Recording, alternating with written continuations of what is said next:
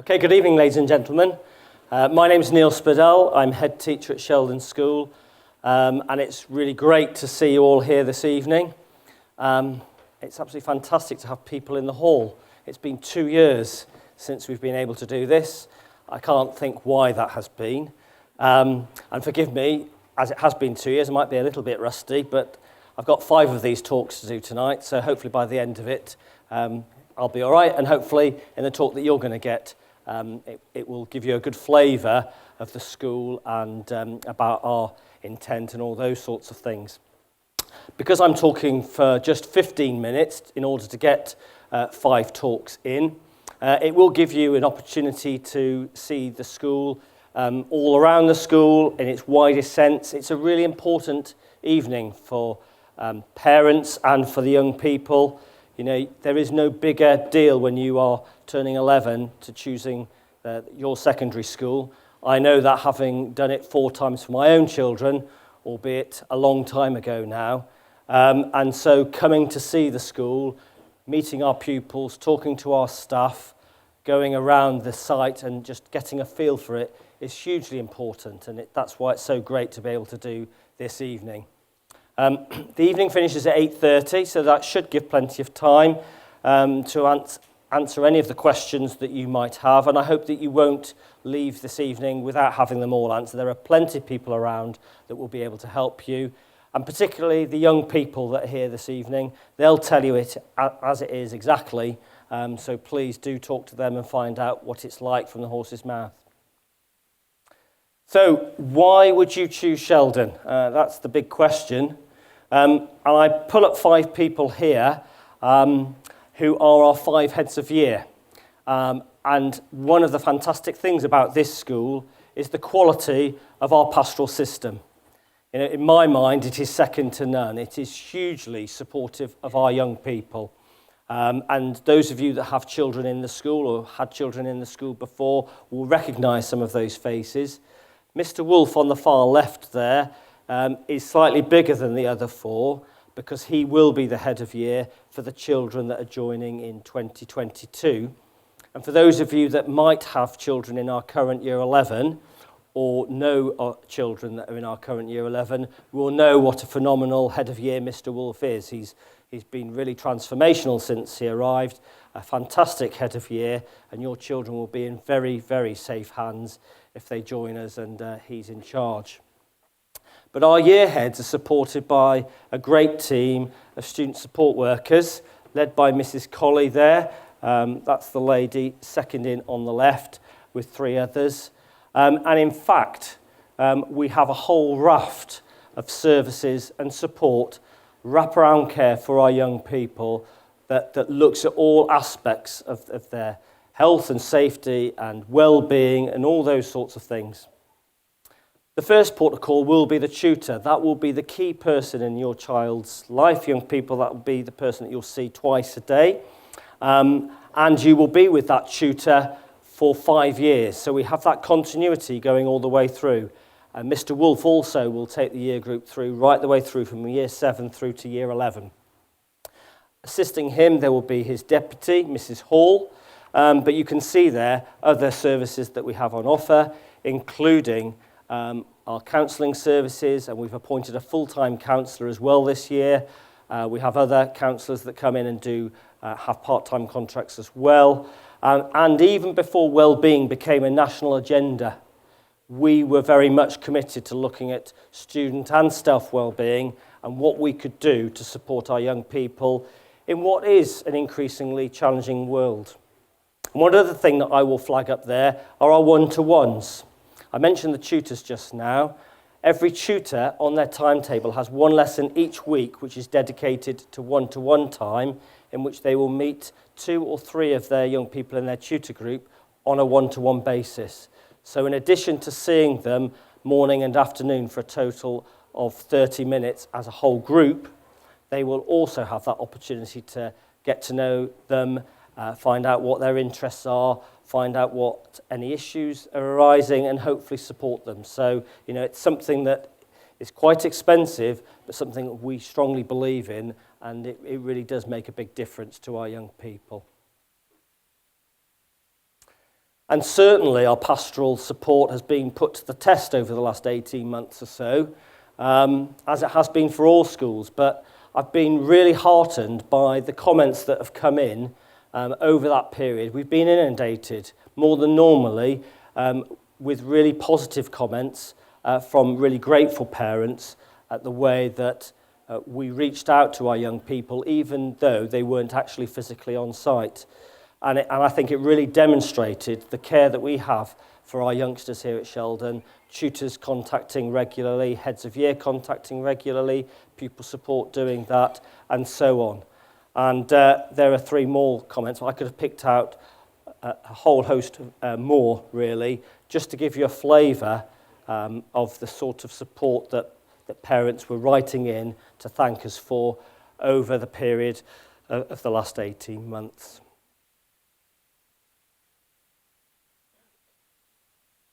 And why else Sheldon? Well, we're fortunate that we are a big school. We're bigger than most. And because of our size, we are able to offer a very broad and varied curriculum. And you can see some of the different subjects in action there. Our core is strong. Our performing arts is strong. DT is strong. PE has local and national renown. You will see as you're going around, the best people to talk to are the young people themselves and find out what makes them tick. But we are very blessed here that every subject area has dedicated subject teachers who are trained in that subject, and increasingly schools are finding that more difficult, but we are still able in every different subject to offer the subject specialisms from those teachers. And that does go a long way. You'll see odd quotes in the top there that I've put up. That quote came from our last Ofsted inspection 4 years ago now. It's as true today, though, as it was then, and something that's really important to me, that they recognised that academic performance was a very strong feature of the school, but also was the social emotional well-being of our young people as well, that it's important to have both aspects coming together.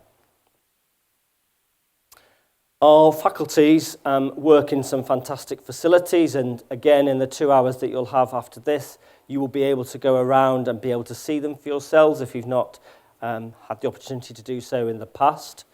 In fact, over the last decade, we've actually secured monies to the tune of over £2 million from grants and funds external to the school, and we've put our own funding to that to make sure that the learning environment, the physical environment, is conducive to really, really good learning, whether that be our fairly recent dance studio, sports hall refurbishment, eating areas, computer suites, iPads, infrastructure behind the scenes, general classroom maintenance, you name it. I think and I hope that you'll be very impressed when you go round.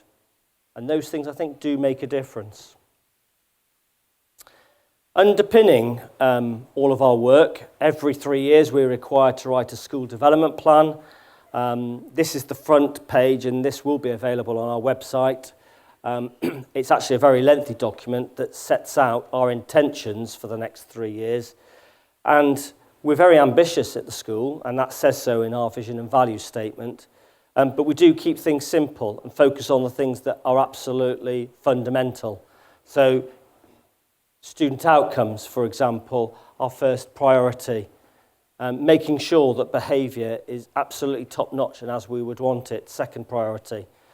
Third one there, recognising difference and our inclusion strategy and making sure that everybody is valued irrespective of their gender, their race, their sexuality, and so on.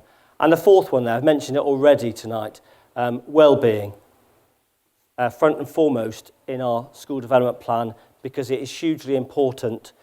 And then all of that, if we get that absolutely right, ensures that what we have here is a happy school, both for our staff and our students. We want our students to be heavily involved in everything they do. We have somewhere in normal times in the region of 65 extracurricular activities that run each week. And this year we will be building back up to that. Some have already started. And we are a school that concentrates on those personal values, and you can read them there, hopefully. Honesty, integrity, kindness, respect, tolerance, all those life skills that are so important to make sure that our young people, when they leave us, whether it's at the end of 5 years or 7 years, are really well equipped for what they're going to face in the outside world. And there we have another Ofsted quote at the bottom, which endorses what I've said there. I talked about keeping it simple. This isn't really new this year, although those of you that have got children in the school will think it's new.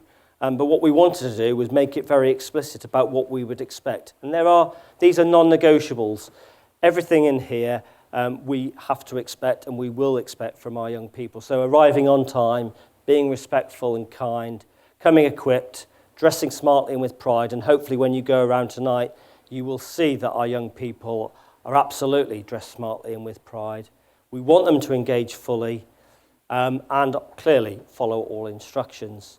And if they do all of that, their learning will be enhanced, as it will be for others, it's very, very clear. We're also asked often about our mobile phone policy. Well, this year, finally, we've moved to a mobile phone-free site, effectively. So for the last 3 or 4 years, as each year group has arrived, we've said that the new year group won't be having a mobile phone to use in school, that they can use it to contact parents and so on when they leave the site. But even though Year 11s would have technically been allowed one this year, we've moved to a point where we don't want to see them in school. They can use them when they get to the end of the drive, but we want children to be engaging with each other, not to be distracted by what might be on their phone. And 95% of it's really good, but we all know that the 5% of it isn't, and that can cause issues. So that's been our policy. Our sixth form can still use it in their sixth form common room and sixth form study room. And actually, we've been doing it now for 2 weeks, and even the Year 11s who've been used to having a phone around and about the place outside have embraced this really well, and actually quite pleased from what I can tell that that's our stance. And again, that supports, I think, physical and emotional well-being, and a really important thing. So that if you send your children here, or young people you're coming here, that's what you'll be signing up to. This is a quote that those of you that have been in years gone by will have seen before, and it's the thorny issue of data. And you can find lots of data on schools. And I'm not just talking about numbers, examinations data. I'm talking about comments that people make and hearsay and things that might be written and so on. And that data does present you with some questions to try and find answers to, but that's it. And there are often different ways that data can be skewed. I'm a mathematician, and I know how you can manipulate data to make it show what you want to. So it really is important that you are here this evening to find out whether this is the school that fits you best. There are lots of good schools around, and it is important when you're signing up to somewhere for 5 or 7 years that you find the one that is absolutely the one you want to be in. Nevertheless, I will share with you the last publishable examination data. It was 2019, A-level on the left. We were delighted the last time we could publish our A-level figures. We were in the top 20% nationally for value added. We had some stellar performances. Our young people did really, really well, as they did in GCSE, with over 3/4 of them reaching those benchmark statistics of getting grades 4 and above in English and mathematics. And you can pick out your other statistics as well. We've agreed locally that we're not talking about headline figures for the last 2 years. It would be silly to do so. Every school, in fact, has gone up from that point because of the way grades have been awarded. And it's always about not headline figures for schools, it's about the young people at the centre of it all. And I'm delighted that this summer we had 4 students at the very top end that progressed to Oxford and Cambridge. We had somebody that went off to do medicine, and we had others that found studying more difficult, that went off to very reputable universities and high-level apprenticeships from a full mixed ability cohort in the sixth form. So, coming to Sheldon, our transition package. Some of you will have been on Taster Days in Year 5 and met Mrs. Collins. You will also have heard of Turnaround Week, which we really, really hope we will be able to reinstate this summer. It's a week where our Year 6s come in their uniform, not their Sheldon uniform. You can see their picture from 2 years ago. They come in, they follow a full timetable. The school's slightly quieter. It allows them to meet their new tutor group, their new tutor, follow a week's timetable, really get used to what Sheldon's all about, and then go away in the summer, rest assured that things are all right at Big School. And parents that have sent children in the past have been really, really pleased. As you can see, there's one testimonial there with what has happened. And helping the transition and settling into Sheldon life, we have Year 7 camp, and there are actually some pictures from this week. They were very lucky today and yesterday with the weather. We've had years where it's been a bit challenging. But again, a really good activity to get them knowing their new classmates, to set them off on their Sheldon journey. So almost finally, you, I hope, are all aware of the admissions process and what you need to do. Your primary schools will be able to help you and advise you in terms of form filling. Some of you will come from outside of Wiltshire, and therefore some of you will have 4 choices and some of you will have 3. Whether it's 3 or 4 choices, please make sure that you use all of them and that you use them in the order of school that you want your child to go to. That is absolutely important, because what the local authority will do, they will manage the admissions and they will try to maximise the number of first choices for each school, dependent upon the number of spaces in that school. So there's no gain to be had by trying to play the system and put somebody else first. If you don't want them as your first choice, then don't put them. Even if you've heard they're oversubscribed, that's the school that you should put down first and let everything else take its course. Deadline 31st of October, really, really important, and you will hear on the 1st of March next year. Our own admissions criteria is available on our website by clicking on that tab there, and you should find out more details there. Okay, well, that wasn't bad for a first attempt. I've talked for 17 minutes, which means we've got 13 minutes before the next group come in. I really hope you enjoy your evening at Sheldon, and you'll have lots of students to take you around. And thank you very much for being my first audience after 2 years. Have a good time. Thank you.